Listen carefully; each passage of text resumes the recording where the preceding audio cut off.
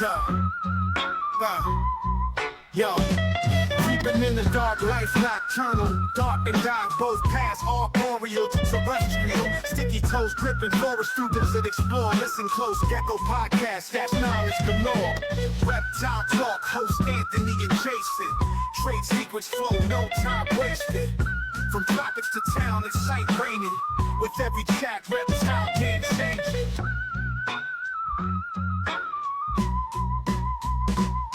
Escaping heat waves, tan under rays, desert sand echoes, sun blazing days. Little hustlers, camouflage a maze, catch them speaking wisdom. All right, welcome back, everybody. We started a little bit earlier today than we normally do, but Welcome. the show must go on, right? Show always goes on.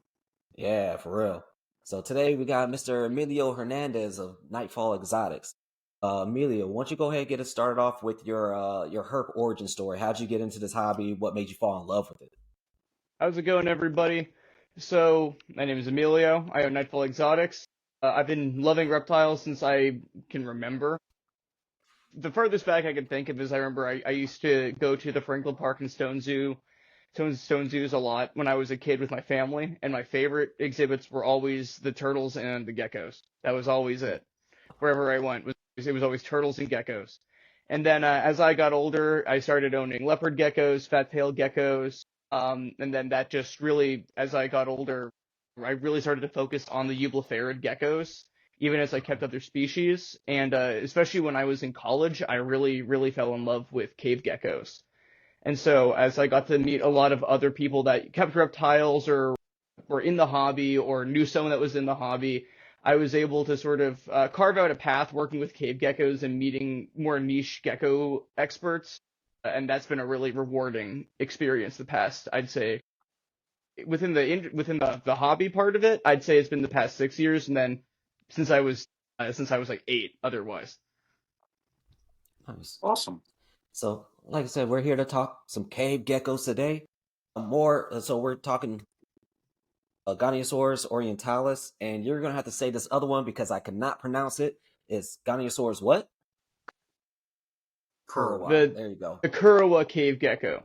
So Right. I'm gonna say this now. On my reel about the species, I accidentally misspelled the scientific name, and someone very kindly corrected me in that comment section, and it made me very upset that I can't edit a reel because I did not intend to spread that. Yeah, that's okay. This is my formal retraction of that spelling. Duly noted. Right. So, right. So let's kind of talk about the natural habitats for both of them. Is there any differences between their natural habitats, or are we looking kind of the same stuff? So these guys are found in different parts of Japan. I had written. Oh, whoops! I'm sorry about that. I had actually written a little bit about that I'm happy to talk about. So, Kurawa is the Kurawa cave gecko. Those guys are found in. Here, sorry, I want to make sure that I have written this out because I did not want to accidentally mispronounce any of the names of the islands. Goniasaurus kurawa is found in Okinawa, Korishima, and Sesoko. And so those guys live in subtropical forests, and the elevations on those islands are actually below sea level by over 1,000 feet. And so those guys are living in a mix of rocky terrain, but also very thick wooded forests. Steve Sykes actually recently was on a trip in, I want to say Okinawa, and he posted a bunch of photos on his Facebook of wild kurawai that he actually saw when he was over there. And so from what I saw in the photos, the region that they live in, for the most part, from what's been recorded, they're very often out at night, of course, as most eubletherids are, but they really like to come towards the entrances of caves, as a lot of the cave geckos are, where they can eat a lot of slow-moving isopods, millipedes, and similar slower-moving invertebrates. And then, did you also want me to talk about the orientalis natural habitat? Oh yeah, definitely. Please. So, Orientalis is a bit of a toss-up right now because they are considering revising the name to Sengokui. And there's actually quite a few species of Japanese cave geckos and species from Japan that not only fit the Orientalis profile very well, but there are some beliefs that there could be some muddling with subspecies as well. But Orientalis are found for the Ryukyu Islands, that is in Tonaki Island, Takashiki Island, Ie Island, and Aka Island. And they're generally found around a little bit more rockier terrain than the Kurawai, was what I have read and what I've heard from people who have been in the area. And they are found primarily around evergreen foliage. And in my personal experience between working with the two species, I have noticed Kurawai get primarily larger, and tend for the most part, in my experience, to fare with the cold a little bit better than Orientalis, but that's just a little bit of a toss-up. Okay. Where are you gathering most of this information, if you don't mind me asking? Is there any specific literature you've read to get this information, or is it just word of mouth talking to people, or? So a little bit of it is word of mouth talking to me. There's a really good collection of information on on not the entire genus, but a large component of the genus. I'm happy to either post it on my Instagram later, or I can send it to you guys as well if you want to send it out to people. Oh, for sure. But it is in English and Dutch, and it covers a lot of general information on about 10 different species of Goniosaurus Awesome. in both German and in English. So it has a lot of information that is primarily from the early 2000s. The website itself is kind of stuck in there, but the information is still useful. Awesome. Absolutely. It'd be great. Jake, probably put it in the show notes somehow, right? Oh yeah, yeah. Just Absolutely. send me the link. I think I've actually seen that too. You probably have, yeah. Yeah, Huh. yeah. I think I have. I was reading up on it when I knew I was going to get some cave geckos. So I was like, all right, let me do some research, and I think I actually wound up finding that website. I just can't remember off the top of my head what it's actually called. It has a bit of a confusing name because it was, I think it's like stuck in that like early thousands domain kind of name where it's super Yeah, long, but yeah, I yeah. just sent it to you. So that's been really Okay. valuable. And then this is something that I honestly recommend for everybody. If you have read scientific articles, they can be a little bit, they're not as cut and dry as just reading, a care article off Reptiles magazine, but I'd really recommend for people working with more obscure species, if you're trying to find literature on them, to read scientific articles. Obviously, paywalls can be an issue, but there are always ways around paywalls. I Oh was a yeah. college student, I can promise that. And honestly, those articles can be really helpful. ResearchGate has a lot of really interesting things. That was how I did a lot of research on the Japanese species, because there's recordings about where they're found, the species of plants around there, and you as a gecko keeper can sort of go off of that information to see what you can tweak, what you can try to replicate, especially when it comes to things like temperatures and foliage for breeding purposes. Okay. Awesome. So let's kind of get into that. So for each of them, right? Are there any differences in between setting both of these up, like for them to have a thriving environment? So the key thing for cave geckos in general, but especially for the Japanese species, in my experience, and from talking to a lot of other people that have success with the various Japanese species, you really, really need to make sure that those temperatures are not getting too hot. Mhm. They can handle temps. The coldest that I would say they can comfortably handle is like 69 degrees. You really should be trying to go for like lowest 70. But I find Mhm. that when you keep the Japanese caves, this is all the species, and then I'll get into specifics, but all the species do best between about 73 and 76 degrees. And then specifically for Orientalis, I try to keep them specifically around 75 exactly. That's what I found works really well for them. And then for the Yamashine, Splendens, and for the Kurawai, I let them go a little bit cooler at around like 74.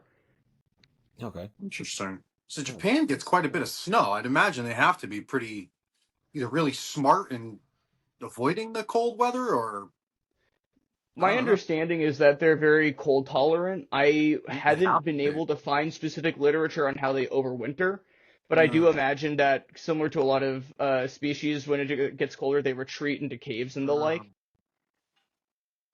A very significant thing to consider with the species is they do require a cooldown period to properly cycle them every year for breeding. Right now, I have so this is just one of the rooms that the animals are in, and I have the all of the breeding adult cave geckos in this room right now because it's about. I'm trying to think of how much I've cooled this room down to. The side that they're on right now was last I checked about 72 degrees. I might let it. I'm the lowest I'm gonna let it do is dip down into 71 for their cooldown. Oh wow. For my Heinenensis and for my Belongs, I tried 69 degrees last year. It seemed a little bit too cold in hindsight, so that's why I stuck a little bit higher this year. But by cycling them this past year, I had a huge success rate with my Orientalis, and next year I'm hoping for the same for the Kurawai and the other Japanese species as well. Awesome. How many species of Yeah. caves do you work with altogether? I'm gonna list them because my brain is really bad at doing numbers. So right now I'm working with the Heinenensis and Bewanglinensis, and then Orientalis, Kurawai, Splendens, Yamashine, Luai, and Aranius as well. Okay. Awesome. How many? And so they're How many definitely plans to Gs? expand. Yeah. How many total are there like in the hobby? In the Going hobby, forward. I want to Yeah. say that there's maybe 5 other species that are established. The Okay. problem is that quite a few have been recorded recently. So there's, I think, in the past 30 years, I think there's been like 8 more species added. Oh wow. And then there's also a lot of revision. But right now, from my understanding, other than the ones that I'm working with, there's also Lichtenfelderi, which is visually very, very similar to Heinenensis. And then there's Catbaiensis, Juliensis, and quite a few other species that I'm like just totally blanking on. Oh, and Toyamai is one that it's another one of the Oh yeah, yeah. Japanese species that's really, really, really hard to find, but absolutely gorgeous. People in Germany and Amsterdam primarily seem to have a lot of those species over there. I was reading there's somewhere in the I think I 20s remember. altogether, like 22 or 24 altogether, right? Yeah, there's quite a large amount, Yeah, honestly. I was The blown away when I Ubla saw the number. I was like, damn. Yeah, Eublepharid geckos can be very diverse, and these guys are fascinating in the sense that the Japanese, Chinese, and Vietnamese species seem to all have a bit of a range of body plans that varies quite significantly, especially for the Vietnamese species like Luai and Aranius. They get very stretched out in comparison to the more leopard gecko-y shape that the Orientalis and the other Japanese and Chinese caves also hold. Interesting. Yeah. What are those? So, because you said the Finos Kirai, geckos. Those guys are fun. they Yeah? get much bigger, right? So, what kind of feeders do they like most? Yeah, what kind of feeders do they like? And then what kind do like the Orientalis or whatever? What do you like to feed them better or more? Well, for my Florida folks, discoids, and then for everyone else, dubia. All right. Those are always really good. I like those to balance with crickets, just because crickets are less of an issue nowadays. But I always get a little worried about just getting a bad batch of crickets, so that's why I always try to like balance it out. But I find crickets, dubia, and discoids, as well as caterpillars, just hornworms, Okay. silkworms, waxworms. Those all make up really, really, really good feeders, especially for fattening up laying females. And then this is a big one. And so I mentioned in the wild, they like to eat isopods. I really recommend seeing how they do with just regular isopods. You don't want to be feeding them rubber duckies unless you can afford it. But I definitely recommend seeing if yours will eat, just the normal Porcello species, for example. Hmm. It's very good to get some extra calcium in them naturally, but also it's just good to have them in there. If you're going on a long vacation, and you're feeding them, you can have a little bit of extra assurance knowing that if there's some pill bugs in there, they're going to provide a snack for your geckos while you're gone. Nice. And So, then do they forage? Have you they ever will, seen them like yeah, forage? Okay. they Nice. definitely will forage. That's why I recommend, for roaches, just always, try to, if you can, make sure that they're eating everything. For crickets, they'll Yeah. just chase after them the entire time. Same with, faster moving, like baby silkworms and the like that are just, moving around when you drop them in the enclosure, they'll go right after them. Yeah. Okay. Oh, yeah. What are you doing as far as supplementation and like vitamins? Or are you and like what's your frequency? What's your supplementation regimen? If you explain that for us. So I do, weekly dustings. I do a combination of the Zoomed Reptivite, and I also use I use the Repashy Calcium Plus as well. And so I try to use both with and without D3. Specifically for these guys, while they do not need UVB, or I specifically, I'm very serious about this. You need to stay on your supplementation. These animals can calcium crash, and they're smaller geckos. They're not as hardy as leopard geckos. Leopard geckos, with the right tools, leopard geckos will continue laying and stay fat the entire time. These guys, you need to really, really hammer in. You're getting those feedings in. You're getting your dustings. If your animals seem like they're fighting, you want to get the male out of there as soon as possible because they can overbreed the females. A lot of people do fine leaving, pairs together year round. For my Chinese species, I have success doing that. For the Japanese ones, just because the females can start doing really badly out of nowhere, it's really important to keep an eye out. Okay. So now I'm looking at the tail, right? So does that tail get much bigger than that, or like me fatter, or is that just how they naturally are for their life? So I've noticed some fluctuation between species on like fat retention in the tail. They definitely Okay. do. The tail is definitely still a sign of health the way that it is for other eubliferids, but I'd compare these Yeah. guys to Coleonyx, where like if the tail is Okay. super Yeah. thin, that'll be an issue, but the tail's not going to get as fat as say, leopard geckos or Gotcha. any Okay. African fat tails. I will say that the Chinese species, Bewangling and Hainan, they definitely seem to hold a lot more fat in their tails than the Japanese Yeah. species do. Oh. That being said, the Kurawai that I have do have really fat tails. So Okay. I think it does play a part, but not as significantly. Yeah. And so it's kind of species dependent on how big those tails will get. For the most part, yeah. Okay. Cool. Talking about the So tails and them being, a sign of health or not health. What else would someone look for with these Japanese species for signs of good health? Like, what should someone pay attention to if they're at a show, they want to grab some? What are some things or some advice you could give someone to buying a healthy cave gecko? So a very big thing to keep an eye out for is hydration. You want to make sure that in the back of the head or, at the base of the tail, you're not seeing hips poke through, you're not seeing ribs. And sometimes, it shows animals will get a little dehydrated. It's going to happen. You've been transporting them. A lot of things can happen, whether you're in a hot state or a cold state. But I think the biggest thing is, check the back of the head. You want to make sure that it's nice and filled out. Check the arms as well. You want to see if there's a lot of indents there. You want to mainly keep an eye out for if the animal looks like it has not been eating, it looks like it has not been given any fluids, and then also base of the tail. If the tail is not full, that is generally a bad sign because these animals already don't really hold that much fat to begin with in their tail. So if you're seeing, the bone through that, that's a really bad sign. And then I think the biggest thing to keep an eye out for is overall, I think the stomach too is a big thing. If the stomach is super, super distended, it means that the animal could have parasites, but more importantly is not eating. And these guys can be, if they aren't eating already when you get them, really finicky to get on food.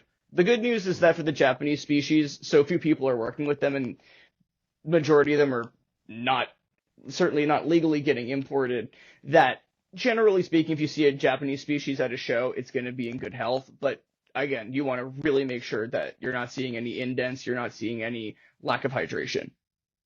That's what takes also, these why guys are out the people quickest. not working with them then? Like, not a lot of people working with them because I mean they're gorgeous. They are some gorgeous geckos. Like, I don't understand why people. I remember back in the day they were like actually pretty cheap, and now they're a lot more expensive. And actually, I think I pointed my buddy James to you, try to grab some. Absolutely, yeah. Yeah. Very excited to what get is your them into his opinion on hands. that? Oh yeah, definitely. What's your opinion on that? On why more people are not working with these? I think also from a large part of it, from my understanding, is that people, just like happens with a lot of other species in the hobby and with the industry, people got a little bit tired of them. People started phasing out of them because they used to go like the Orientalis used to go from what everybody tells me for like 150 at shows for years. Yeah, And then 150, all of a $200. sudden, what I believe has influenced the price of them was both the CITES listing. There's no more imports coming in, so everything we're seeing now is captive bred. This is what's here. And then also, this is what I think. A large part of it is also just obscure geckos. Once they get a bit more of an appearance on social media, social media is such a huge motivator for people having interest in species nowadays. I think now people are starting to like see them and get more of an interest, but for a little bit they were like just another obscure gecko that over time people stopped having interest in because they weren't moving the same way. But definitely now I am seeing a resurgence in interest and also hearing from people that used to work with them that they're interested in getting back into them. So I Yeah, definitely think it was more of like the market changed, people left them for a bit and now they're returning. I think social media plays a yeah, huge part, like you said, too. There's so many animals out there, with these all the animals that are popular, crested geckos and a lot of the New Caledonian stuff. I mean, it's like insane how many of them there are out there. But I think it's a huge part, like you said, it's the attention that they get. When some of these other species get attention, they just have the tendency to take off. I mean, if you look at some of these things, and maybe not all Japanese species, but there's a lot of geckos out there, for argument's sake, that are much easier to keep and require a lot less attention than a lot of these gateway geckos do. They just don't get the attention, you know, social media, and therefore they never get the love that they deserve, man. I mean, these things are gorgeous. I mean, how do you I mean, how can someone claim to love geckos as a whole and not have these things on their radar? I mean, it's social They media. they Social media. are an absolutely incredible species, and I do hope that more people, are brought into it by social media because, definitely right now we're seeing that interest in New Caledonian species, and of course leopard geckos are like the gateway to cave geckos in a way, because a lot of people at shows have come up to me and gone like, oh, is that a leopard gecko? And I have a hainan on the table, and I'll talk to them a little bit about the care. And for people that have already kept a corn snake, or they've had ball pythons, or they've had, or even people that have had a little more something a Mm. little more demanding in comparison, such as blue tongues and the like. They'll be interested in, having something new, something sort of in between. So the Hainans kind of offer that gateway into, it's like a leopard gecko, but emo, is what everyone likes to say to me. Uh, Yeah. I call him a gothic gecko. yeah, like a goth, exactly, goth leopard gecko. Yeah, So what seems to really bring people in is sort of their almost antithesis to what leopard geckos are, where you have like these brightly colored yellow to orange geckos for leopard geckos that are generally larger and smiley versus their like evil cousins who are Mhm. smaller body, definitely easier to set up in terms of spacing, and then just come in a very different but very unique array of colors, as well as those bright red eyes that are super yeah. striking. I love those eyes, man. Like that really got me with these Goniasaurus species. Like just having different eyes compared to the rest of the, like the Eubiflaris species. That got me right there. That's why I said I grabbed those couple pairs. I'm gonna grab some from you later on. Yeah, I'm starting my cave gecko game strong. Do they Oh, all have red absolutely. eyes? Do all species of Gonisaurus have red eyes? So it does vary. There are a couple species that don't, including Bolongensis has a bit more of like a browner color for their eyes, and then the Yamashine have almost yellow eyes. Oh, So that's it dope. I definitely like that. does vary, but the ones that have like the really bright red eyes of all of them are definitely the Orientalis, Splendens, and then also, of course, Hainanensis. Yeah. Mm. So for like I said, so you cool down your geckos, and then so when does breeding season start for you, and then so kind of take us through that process of once that happens, what kind of incubation you're using, what kind of incubation medium, and how long does it usually take for these geckos to hatch? So in breeding them, specifically for Orientalis and for Kurawai, I do the cool down period from December to February. Hmm. And then in February, I put the animals back in the ambient 74 to 76, and depending on species, and then like I said, I do 75 for the Orientalis. And so I'll put males and females together, and for those guys, what I'll do is inspect. They generally pair off relatively quickly. Like by the end of February, I usually see them pairing together. And so I just keep an eye on them. I do keep them together for the duration of the summer. I do 1-to-1. Some people have luck with 1-to-2. I've had issues with females ganging up on males, even with quite a bit of Oh space. wow. So my recommendation is just do 1-to-1. It's a lot easier to monitor animals' health that way too, especially when you're monitoring poops, which I always recommend for your animal's health. Yeah. And so when you do the 1-to-1, you're gonna witness them pairing off, and then females tend to lay. It can be a little divided, but I'd say the time in between clutches tends to be about 45-ish days. Okay. And so they'll lay a clutch of 2. Eggs are just like the Heinenensis bewongs. They're much smaller in comparison to the Heinenensis. The eggs are, softer, leathery shelled. I have tried so many different incubation mediums for these guys. Everything kind of works until it doesn't, is sort of how it goes with incubating stuff. And so what I've stuck to now is Hatch Right. Okay. That's been working really well for me. But for the longest time, I was actually using the sim container with with water crystals, and then Okay. yeah, and so that worked really well, especially when I was in Florida. But since I've been in Massachusetts for school, I have found that using Hatch Rate has just garnered much more of a higher success rate. I had every single Hainan hatch this year, which Oh, was nice. really cool. And then I had I say I still have, God willing, I still have Orientalis still cooking right now. Some of them are at day Wow. 92 and looking ready to Oh, pop. wow. So Okay. those guys have gone for a while. So the duration between lay and hatch for these guys can vary, but I incubate at about 73 degrees, and the hatch rate has kind of been between 89 and 94 days for all of these Okay. guys. Yeah. And are you suspending them, or are you like putting little indents and putting them into the hatch right? So for the sim container, I suspended them, but for the hatch Yeah, rate, yeah. I've just been putting them right into the hatch rate, and Okay. honestly, that seems to have worked better for me this year. Okay. Yeah. But you really can do either. It's just about making sure that the humidity is good in there and that you're Yeah, not yeah. soaking your eggs. Yeah.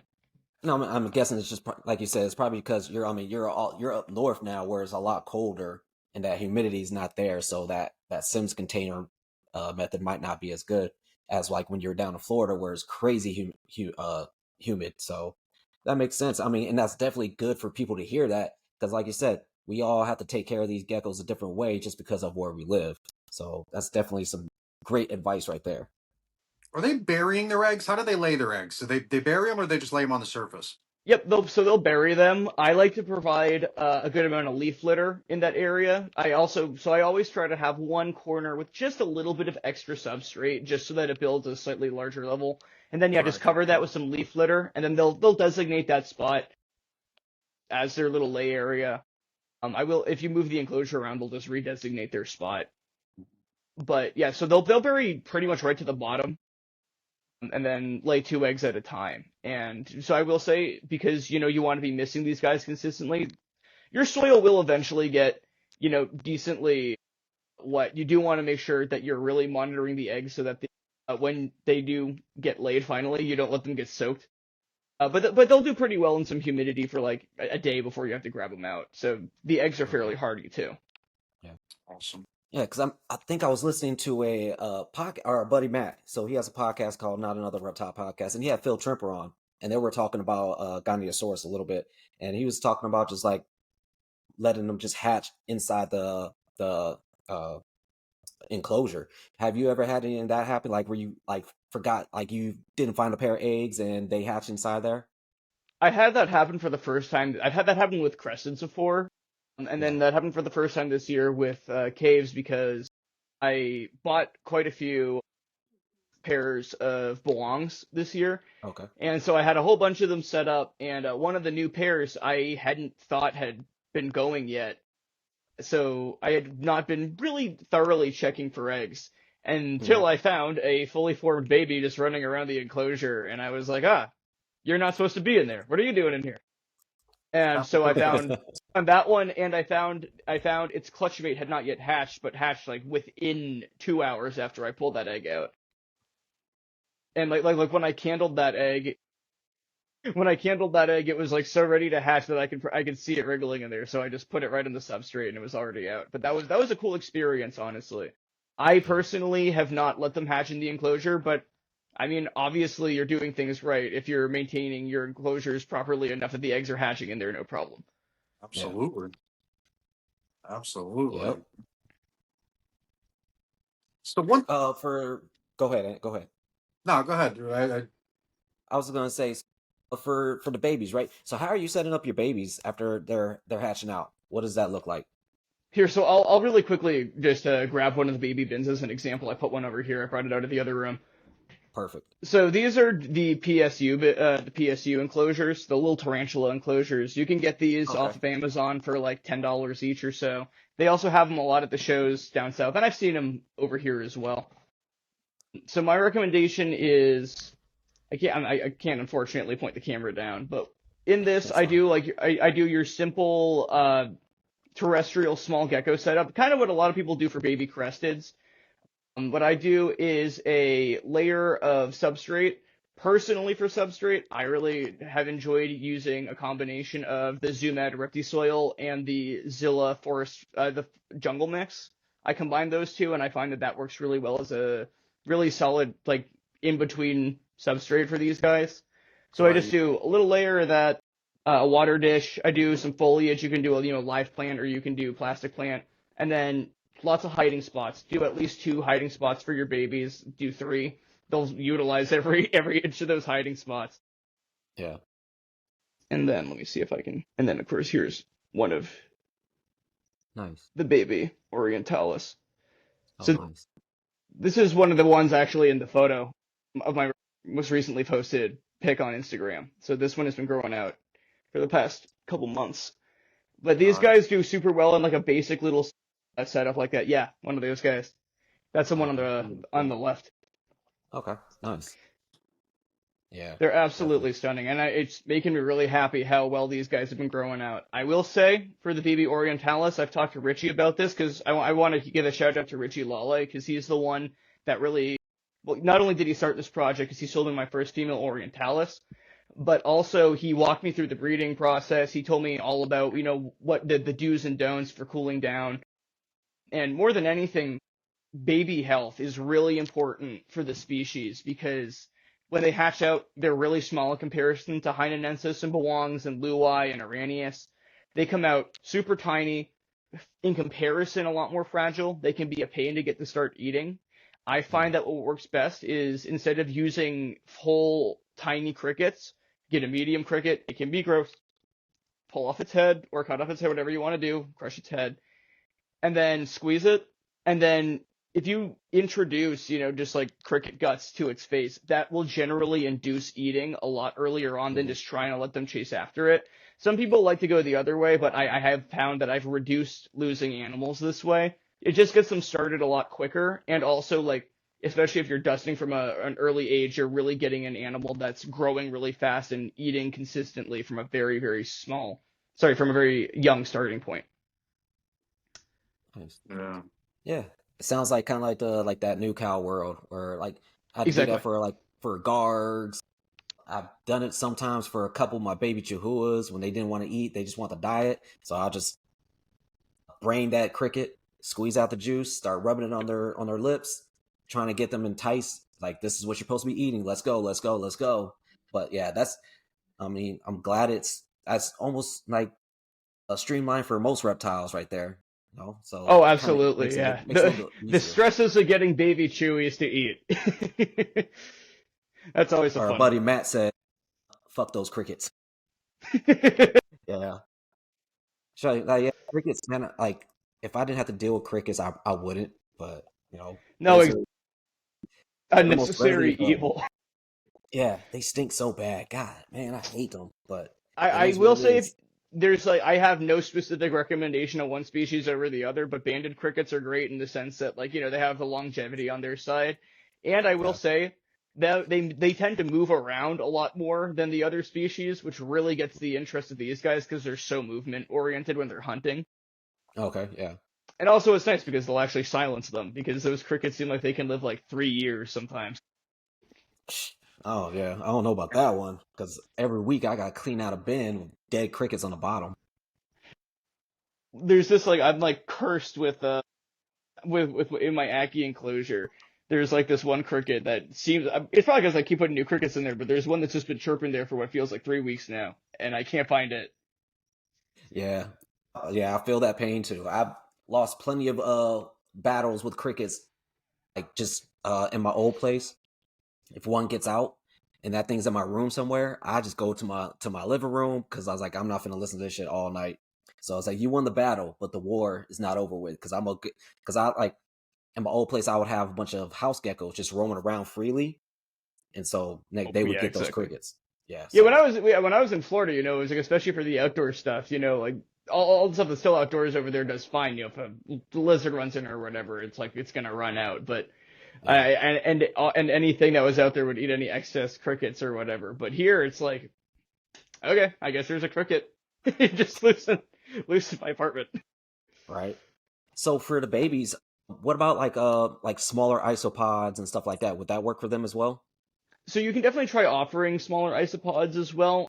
The only reason I emphasize crickets and waxworms is just because that's fatty Yeah. prey that you can kind of tube squeeze out to get them started. But yeah, you can definitely, as they get bigger, especially, start introducing isopods.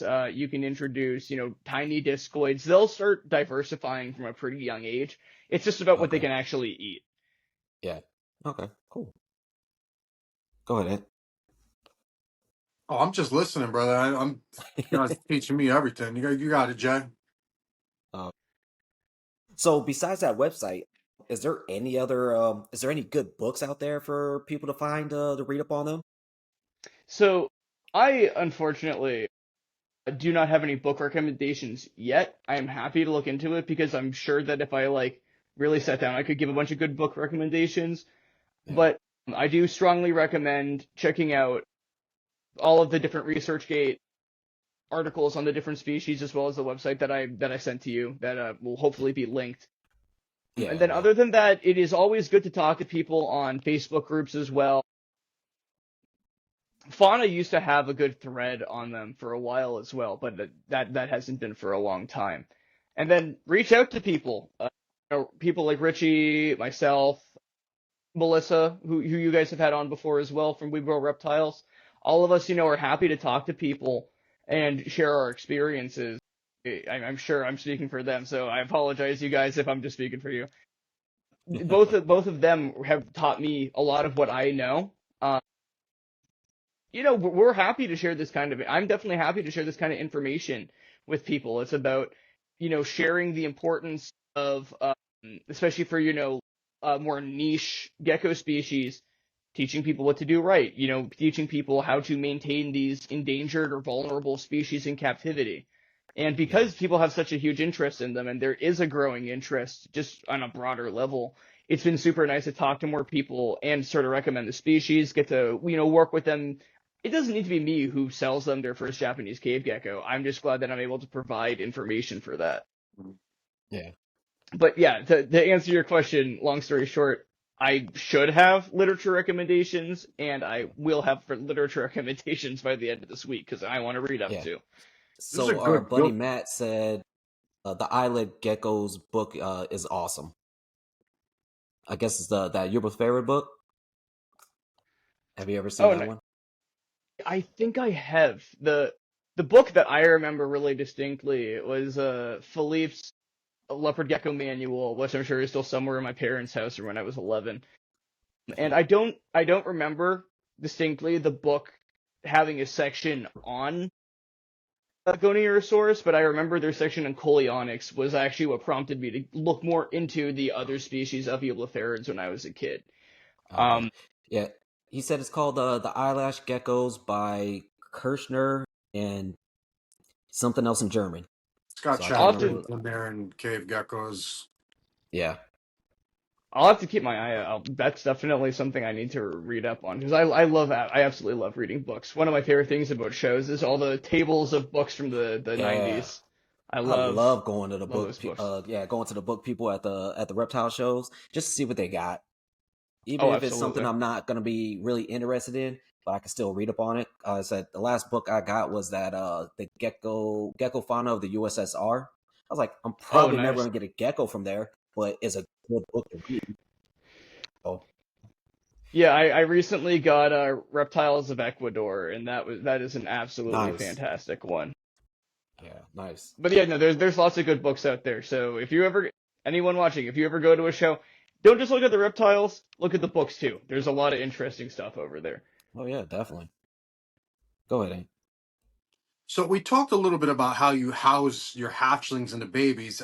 For our viewers out there, probably not going to be buying hatchlings. I mean, maybe young animals, but how would you suggest setting up, or how do you set up your adults? How do you set something up for life? So for my adults, they vary a little bit. I have found that sterilite bins, as well as the largest size of those the tarantula enclosures, as well as the tarantula cribs brand for their terrestrial ones, all of those work really well. Just because they have lots of ventilation. For any sterilite bins, what I do is I will use a drill to make a larger hole for putting in screen. But then I'll use window screen for I'll just use circular cuts of window screen for those ones, as well as doweling holes in the sides for some of the species. And then for the Araneus and for the Luai, just because they're on the larger side, I do have them in Exoterra. Let me quickly think. I have my Luai pair in an Exoterra 36 by 18 by 24. And then I have a pair of Araneus in a 36 by 18 by 12. That's a big Nice. tank. They get around, huh? They got a lot of room in there.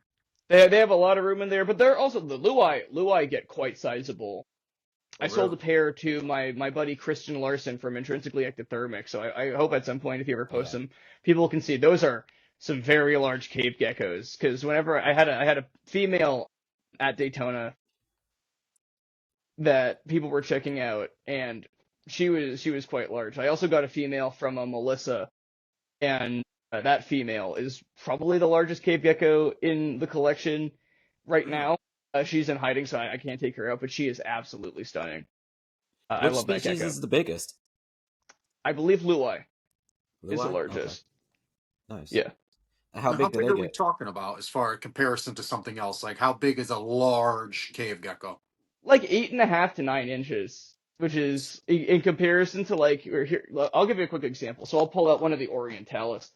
Actually, so here's an example of how I have just one subadult female Orientalis set up. So again, I'm sorry that I can't put the camera over it because that would be a lot more Oh, you're helpful. fine. But I do. So this is a mix of bioactive substrate. You don't have to do a bioactive substrate, but like I said, I find a lot of luck in mixing the jungle mix as well as soil together. So I have that soil mix as well as leaf litter filled in here. Do a lot of leaf litter. They will hide under it. It's good for it helps them lay their eggs more comfortably. You won't regret doing that. Then I do water dish, multiple hides. Honestly, for hides, I really like to do cork flats or like partial cork rounds. They're perfect. You can stack them up, and I mean they don't look as gross as just having a bunch of plastic ones in there. Yeah. So I'm gonna Absolutely. quickly. Perfect. Are And you what kind of using plants do water you like to bowls? use? Yes. I use water bowls. I use water bowls in all of them, and I keep them full constantly. So I did not pay attention to the label. This is a subadult male, so I'm just gonna put him right there really quickly. Go ahead, keep talking. I gotta let this cat in. No, you're all good. How old are you able to sex them, and what are you looking for when sexing them? So when sexing them, just like with our eublephaриds, the males, it gets pretty obvious pretty quickly. You see a hemipenal bulge. I can comfortably sex at about 6 to 8 months. Okay. But I mean, I have been able, especially for Hynenensis and for Arrhenius, they tend to throw out hemipines relatively early in comparison. So I'd say for them, it can be as like quick as like 4.5 months for some of them, Really? especially if you're like fattening up real fast. So this Wow. is a 1.5 year old Orientalis male. Oh, very nice. And What do now you is think's that a breeder safe ready? age? Sorry? Oh, go ahead, Ant. Go ahead, Ant. No, you got it, bro. I was gonna say, is that breeder ready, or does that still need time to grow?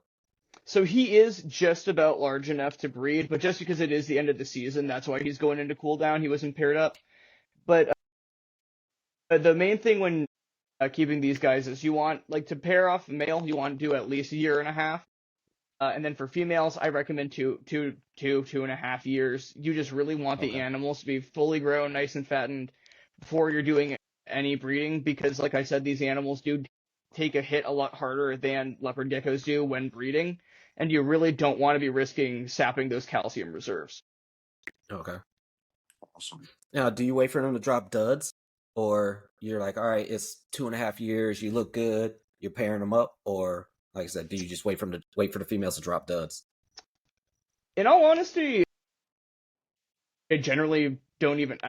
Usually, I wait for females to drop duds, but with the Japanese species, I have also just put them together after 2.5 years, Hmm. and I just pay attention, let them do their thing, and then it's a little bit of just like keeping your fingers crossed, I will admit, but it Okay. definitely worked out this year because all of the females that I put together with males started producing this year. Hmm. Okay. So do you Oh, are okay, he's fine. That was less than a less than two do inches you off the grid. are so when they're full grown, what kind or how much do they weigh? So like a fully grown female can weigh about like 13 to 14 grams. The Oh males are wow. more sit around like 8, I would say. These are light Wow, ones. that's kind of Yeah, in small. comparison. Yeah. Yeah, That's for especially compare like a lot Orientalis. of Yeah. like to like new cows because you're like crescent geckos 40 grams, 50 grams, Chihuahuas 60 to like Oh 80 yeah, exactly. grams and stuff like And that. then Okay. yeah, and even lychee is really topping it off. Yeah. Yeah. Well, I mean, hell, even comparison to leopard geckos, they're like those. You got leopard geckos that are like, can hit those 50, 60 gram marks, and then you got the giants that are hitting over 100. So that's crazy. Oh yeah, no, exactly. I think like I said, because you can't really rely on weight the same way as you can for other species. Again, 8 grams, 9 grams. That's what I would go for males. They're Okay. not a huge species, so obviously, like if it's like 7.5, that's okay. As you can Okay. see, this isn't a gigantic male gecko. Yeah. One of the main things you want to do is just make sure that the animal itself is, like I said, nice and well hydrated. The eyes aren't Okay. sunken in. As you can obviously see, he's quick to move around, so he's very active as well. Um, Surprised he's this active considering the cooldown, but he's Yeah. honestly just out for a stroll Oh, right now. so let's talk about because we did get a question in the chat, and I do know you. Oh, I've seen a post on there. So you want to talk about your pink project and how Yes, did that come so about? So the pink line of crested geckos is a very high pink line that, from my understanding, has been primarily worked with in Europe. I talked with Richie a little bit about it at Tinley. There is a little bit of bottlenecking on a couple lines, so people should be Hmm. careful when pursuing that project. But that said, I have two males and one female from a pink line. One of them is from Alimony Hobbies. That is Ian Polka. That's where I Oh got yeah, yeah, yeah, one of my males. And yeah. then as for the other females, as for the other pair, I got one of them at Tinley and one of them at Daytona. Okay. And I need to research a little bit more on the full lineage, but those guys came from a Swiss import back in Okay. 2021. And Do you have any what's pictures of those on your Instagram? yeah, I saw him on here. Yeah. I Huh? have a couple pictures of those, and then would you like me to grab one of the pink males? Yeah, Yeah. if you don't mind, it'd be cool. Yeah, Just so absolutely. our Yeah, listeners or people watching can see what we're talking about. absolutely. I One. saw it on here too. Where did you go? So I don't think. I mean, got hundreds of them. I don't think I've ever seen a pink crested gecko. Well, fire down, I No, suppose. cave Cave gecko. gecko. Sorry. I thought you were talking about Yeah, crested yeah, gecko. yeah. No. So you can't see it quite the same way because he's not fired the same way. But you can Um, see it on that one. They have a very, very light pink in comparison to the more vivid orange. I see. Okay. Yeah. So, yeah, Well, that's that's So good. is cool. that That's different. bottlenecking? I Is that know. from like line breeding? Yeah, it's just so there's one line that my name is blanking on it, but pretty much just like it's been so consistently bred into itself that the animals the animals look really rough. There's a lot of tail bending and a lot of facial drooping, the same way that like sort of like how with cresteds you want to make sure that that face isn't too short. These with this line, like the face was starting to almost droop downward for Yeah. some of them. But yeah, What no. do you, So this is one of the Swiss line males. what do you Okay. think it is? Just a form of hypo, or do you guys have any idea on what's going on? Yeah. What's the community say about that one? That is actually something that I had intended to talk with more people about at Tinley, because I don't fully know. It seems to be a pigmentation thing. Some people also have discussed that it could be locality based. But the one thing that I can say is that when putting together pink lines, you don't always get a high pink baby. Hmm. Uh, I definitely am interested in seeing where things go. I'm not trying to like, promote it as, something that I'm building up. It's just been a cool Yeah. project to work on. And I yeah. definitely, as I get more information on it, will be sharing about it. I'm very specific, especially because, there's been a lot of discussion with various species about like, oh, it could be a gene, it could not be a gene. I don't want to come in Yeah. stating that that there's a new gene Yeah. in Yeah. case Yeah. it ends up not being it. But it is super interesting to see such a high pink, otherwise animal, Yeah. just especially when they show off that pink so vividly, because like it's not really a color you see on geckos quite the Have you same noticed way. anything different with the eyes or scalation, or is it just those bands that you've noticed the It's difference in? it's really just those bands for the most part. I will say it also seems to make the black on the tail bands a little more gray, which is super cool as well. But again, time will definitely tell if there are longer term implications as well as maybe certain other things that it could be doing. Are there any known morphs within cave geckos? Is there anything that's like set in stone? Does anybody have any like true morphs or So there is a book that was going around a little bit. Again, it's on one of the Cave Gecko Facebook pages, so it's on there. I forget which one, but there is a book that was published sometime in, I believe, the 90s or early 2000s that contains images of albino and hypo as well as fully either melanistic or just patternless Hynenensis, and then I believe Kurawai as well. well, I But don't those Okay. are know from the about 90s, yeah, and the pictures are Yeah. super cool. Like when I say an albino cave gecko, I Was mean that like it looks almost like a Tremper albino leopard okay? gecko, but it's got that Now, cave gecko body plan. were those photos out in the wild, or did they were those in captivity? It's if the photos look like they were taken at someone's captive Oh, setup. okay. Oh, Yeah. okay, so interesting. they're within our hobby and not out there in the wild, wishing we Yeah. can have them, and then we can't No, have them. exactly. I'm Okay. sure that there have also been recorded wild animals, but what it definitely seemed like was that, Yeah. yeah, So, it definitely seemed that because way. the only morph I've ever heard of was that lynx one, in the Honeynesis, right? Yeah, and myself personally, like I don't know enough about that to really have much of a statement on it. People Yeah. definitely were producing geckos with high banding patterns and connections before. I can't speak to whether or not it was a brand new gene. I definitely will say that a lot of people stated that they had worked with similar animals and did not consider it a new gene. Hmm. That it is. There was never Yeah. much more literature posted about it, so it would be interesting if it was in Eugene. Yeah. No, I think that's just all in the eye of the beholder, right? Exactly. Yeah. All right. So with the breeding, right? So do you see like Because I know like leopard geckos do a lot of that tail wagging and vibrating. So did they do the same stuff? Yep. I see the tail wagging especially. You just see that like almost like Side. almost like caudal luring. I do. Yeah, the males will do that around the females.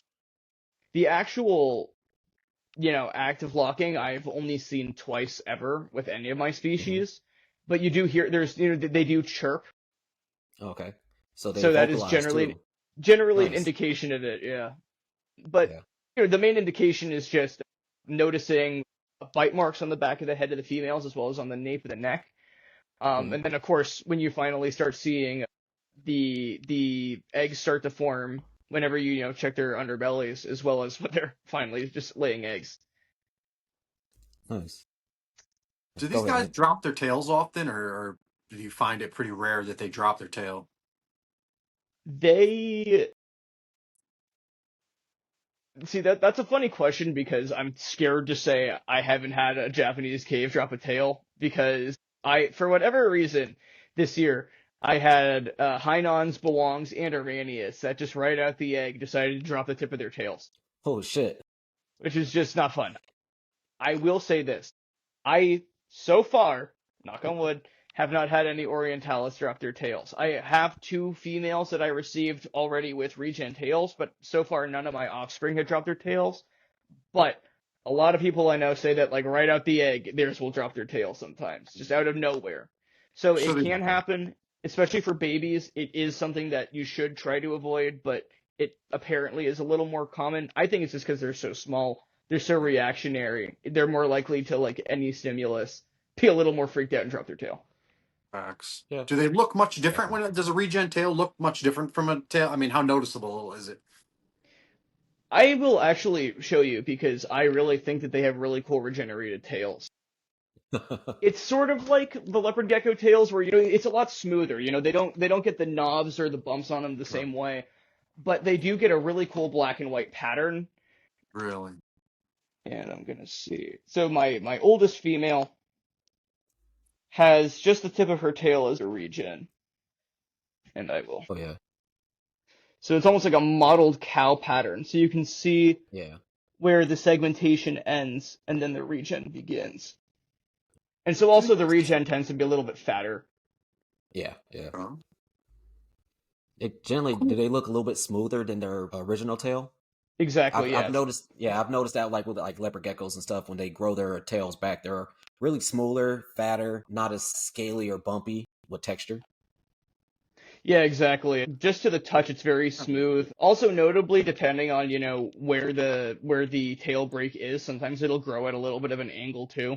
Like you can't really see it from how she holds it, but it veers just slightly off to the left, just a tiny bit. But that's just solely because of how the tail was broken. It has nothing to do with a tail kink or something. Okay. Very interesting. I So mean, you'd And yeah, this figure is like, yeah. I mean, in comparison, I mean, it's just an observation, but like crested geckos, they drop their tails and they don't regrow them. And it seems odd to me that a crested gecko would drop its tail because of how much it actually uses it. You know, like a crested gecko's tail is a huge part of its life and survival, I guess. Now, when you look at certain species of these eyelided geckos, their tails are almost shaped like their heads, more so African fat tails and whatnot. But I think that they would use them much more as a survival technique as a decoy, right? So therefore, they'd be more apt to lose them due to predation or whatever. But I find it kind of, on the contrary, I find that they don't lose them nearly as much as crested geckos do. And it would appear that these geckos almost grow their tail to be lost, if that makes any type of sense. Just an interesting observations that I find, or at least interesting to me. I find interest in that as well because it is, especially for eublepharid geckos and for other species as well. I know that this goes for having kept day geckos. This can go for Phelsuma as well as the Legodactylus species. Animals can drop and regrow the same part multiple times too, and so for them it's such a cool concept that I think a lot of us have just like forgotten how alien that concept is to just drop and regrow a part of your body. yeah. I mean, there are animals that can kind of do that. Gerbils can slough off part of their tail. They can't regenerate it the way that these guys can. And so what I think for the euploferid geckos like these guys, what makes that ability so significant is that like for crested geckos, like you said, it's like losing a limb for them almost. It And is. they have to completely rewrite, their life story because they go from being an animal with 5 limbs, having a prehensile tail, to having to navigate effectively like a frog. You know?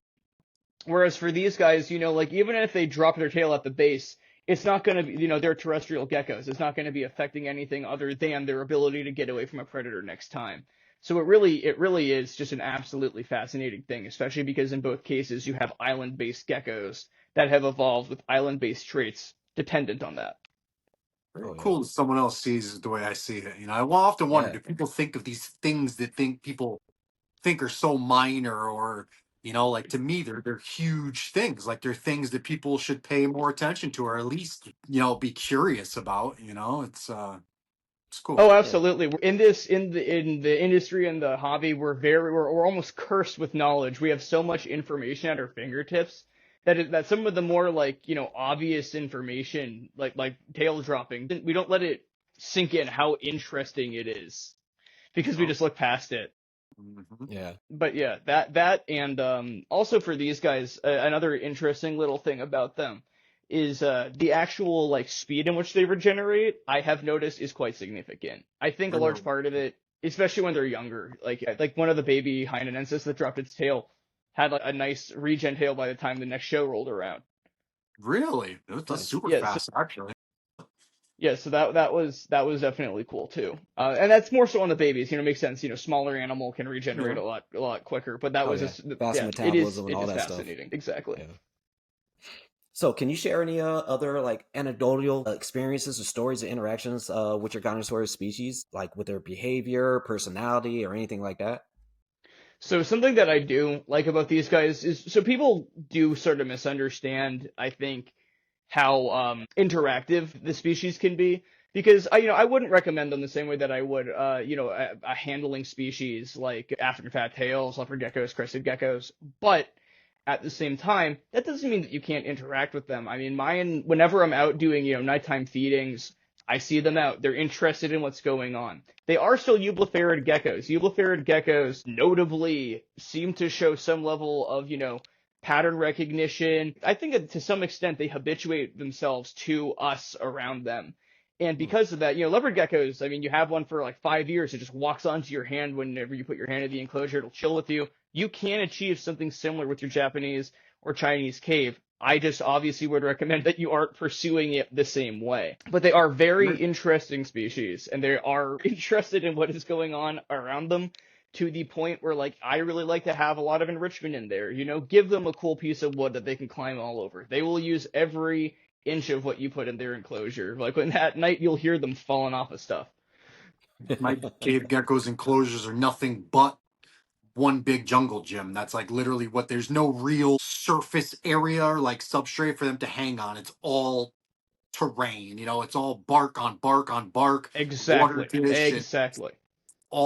everything for them to do something with. Climb in, climb on, climb under, like it's like just crowded like a it's but they use it, like I said. And you mean, like, I know they forage, like you had mentioned. I'll go in and look and you can see where they've actually dug up Or the yeah. substrate, the jungle mix that I use. And they have different spots. Like when I pull the bark out to check to see if there's still crickets in or whatever, I'm disassembling the bin, and you can tell that they have little beds in different spots. Like, you were definitely bedding down there, they were definitely bedding over here. Like, they get around. I don't see mine much, but I can easily tell their patterns, and what they do by looking at their cage. All right. Super cool. They're They're not dumb. absolutely fascinating. And I will say this is an important thing. Learn from my mistakes. Fill your enclosure with stuff. Don't fill it with so much stuff that you can't get access to your eggs. Don't do that. Yeah. Actually, I think that happened to our buddy Matt. He filled his stuff with like he had his is so decked out in plants right now because he has Goniusaurus orientalis as well. And he was like, "Man, I can't. I don't know if I'll be able to find all these eggs because it's planted so well and everything is just thriving in there." He's like, "I don't know." I was like, "Well, do what Phil said. Let the eggs No, hatch in there." and then Exactly. find the I will babies. say, as long as your animals are well fed, this goes for a lot of species, but as long as your animals are well fed and you're consistently keeping them nice and fat, babies will just be in there until you grab them. And I mean, in your cases for a filled enclosure, you're gonna be fine finding eggs. My concern was just like loading it up with bark to the point where like I had to like pull out every single piece to dig under there. But having a filled enclosure is exactly what these guys want. These guys are running under rocks. They're running under fallen pieces of trees. They're living at the entrances of caves. These guys are utilizing terrain. They're climbing through cracks to get access to insects. You really want to give them that. You want to do these animals the service by giving them lots of hiding spaces, and you will be rewarded by seeing them more often and by having consistent breeding efforts.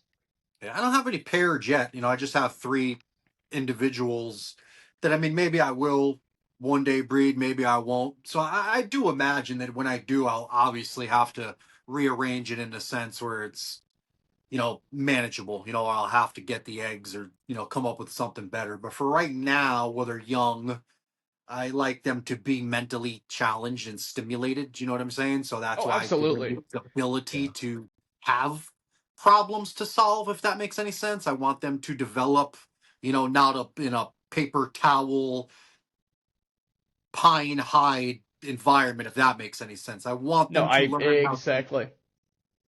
be in an environment that's very, as close to their natural one as possible. I want them to climb. I want them to avoid falling. I want them to have water they know they have to stay out of. I create these little environments that, again, like I said, gives them the ability to mentally develop, if that makes any sense.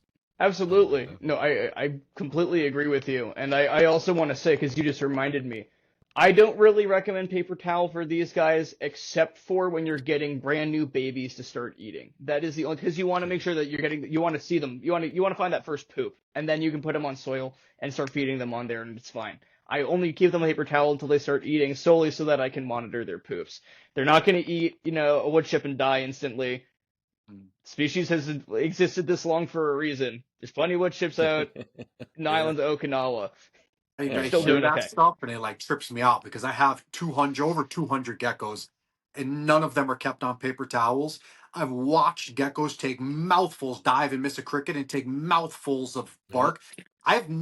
Not that I'm better or worse than anybody else. I've never lost an animal, let alone to impaction. Like I've never had an animal die, let alone due to a mouthful of wood chips. Like if they lived in a sterile environment in the world, it just doesn't make sense to me. I mean, with all the talk and nerves that go on, or at least the excuse, like, why do you keep on paper towels? Like, you're probably more likely to die of a mouthful of paper towel than you are a bark, which in theory is the same substance. I mean, paper is wood. Wood. I mean, it's just one of those things to me. It's like you're overthinking it. Like you're overthinking the whole thing. These things live on dirt. Like a mouthful of dirt is going to do nothing more than bruise the thing's ego. Like Oh shit. it's Hell, they'll probably get some minerals out of it. Shit. done. I like to joke that if my 8-month-old niece can eat sand and soil and be totally fine, so can your Right? gecko. I like that one. All right. So we're coming up close to the end because I got to get out of here. I got to do family stuff. So, Ant, go ahead and hit him with the closing question. Well, I asked everybody pretty much the same question. If you could give advice to a kid out there that, idolizes what you do, that wants to grow up one day and breed geckos, vend shows, and make a lifestyle out of reptiles, what advice would you give a 7-year-old kid? One of the most important things that you can do, just as a person as well as just in this industry, is don't burn bridges. Maintain good connections. There is nothing more That's life. important that you can do than networking. Be it just making friends or, making new connections for any job that you have. You don't want to be the person that people don't want to associate with. And a large part of that means, you have to learn how to deal with people that are going to give you an attitude. You have to learn how to deal with people that maybe don't want to be around you, and that that's tough. But by being able to be a person that people can depend on, as well as a person people can be like, yeah, I got geckos from that person, and when I talked to him, he was super nice. I really enjoyed talking to him, and I'm going to get another animal from him. Or even better, just this person was super interesting. I'm going to recommend him to everyone I know. Or even just straight up walking up to someone and just shaking their hand at a show and just being like, hi there, I'm really interested in what you're doing. Could you tell me a little bit about that? Get their card. Talk to them on Instagram. Don't be creepy about it. But reach out to people. Be a nice person, and things are going to work out for you really well. That is my number one recommendation.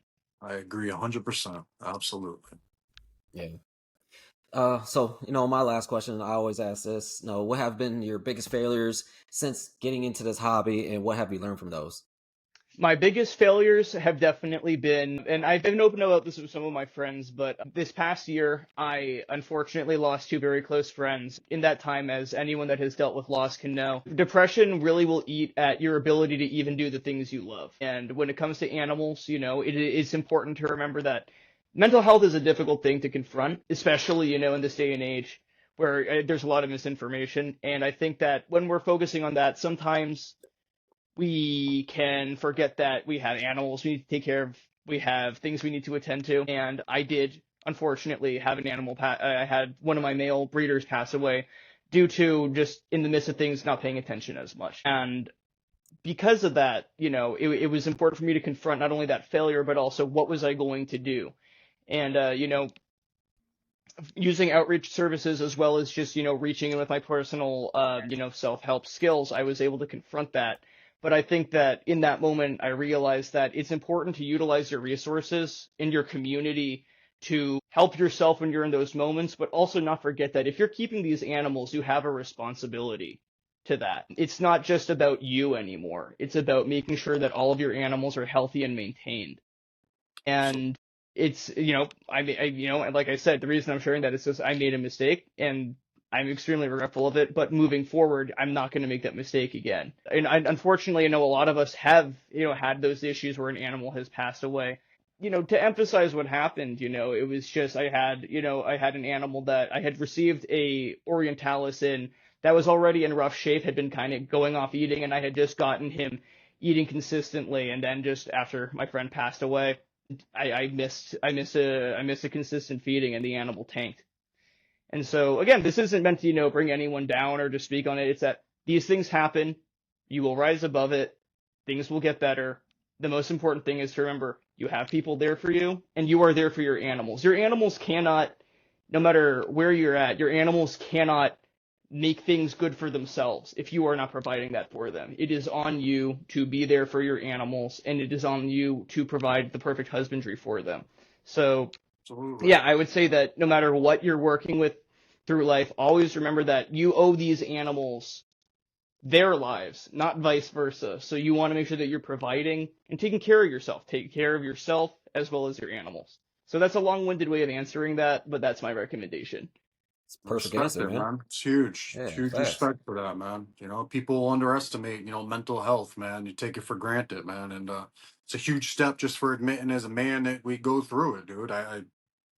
You know, it's very important. Yeah, Yep, definitely. and no, exactly. And just gonna say it now because it's important. If you need to talk to someone ever, talk to people.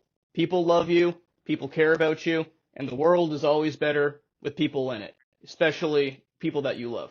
That is a very Absolutely. important thing that I always want to say. Huge Oh, yeah. respect, brother. Huge Yeah. respect. Absolutely. Man, I wish we had more time because, dude, I this know, was a yeah, it was just a great episode, dude. For real, this was, man. So definitely, we would love to have you back on.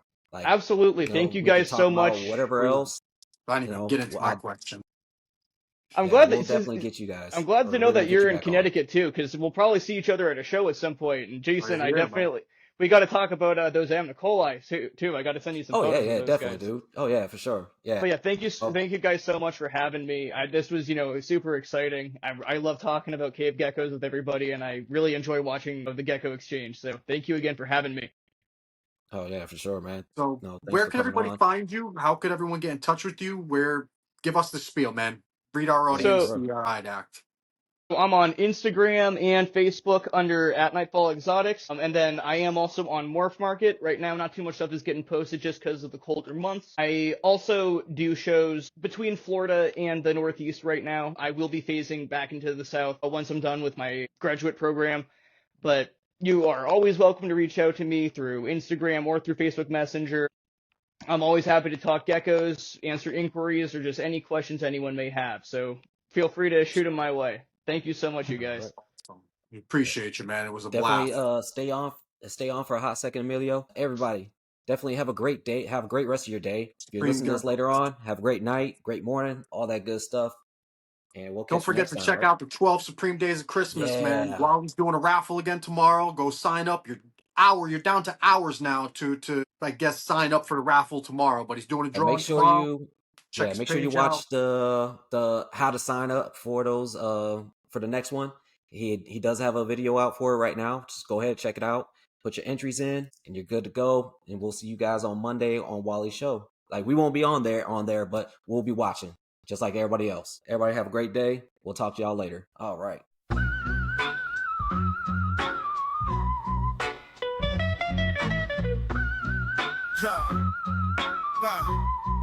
Yo, creeping in the dark, life nocturnal. Dark and dark, both paths arboreal to terrestrial. Sticky toes gripping forest students that explore. Listen close, Gecko podcast, that's knowledge galore. Reptile talk, host Anthony and Jason. Trade secrets flow, no time wasted. From tropics to town, it's sight raining. With every chat, reptile game changing.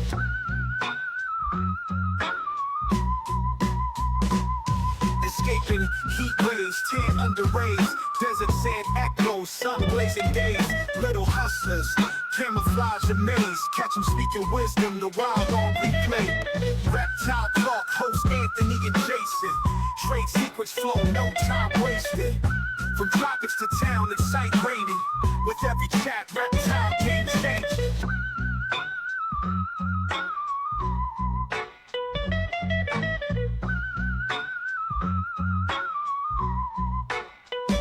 Sculling through the leaves, shadows unseen. Master of the skies, chameleon dream. Lizard tails flip, script getting clean. Gecko exchange, true reptile fiends. Reptile talk, host Anthony and Jason. Trade secrets flow, no time wasted. From tropics to town, it's sight raining. With every chat, reptile game changing.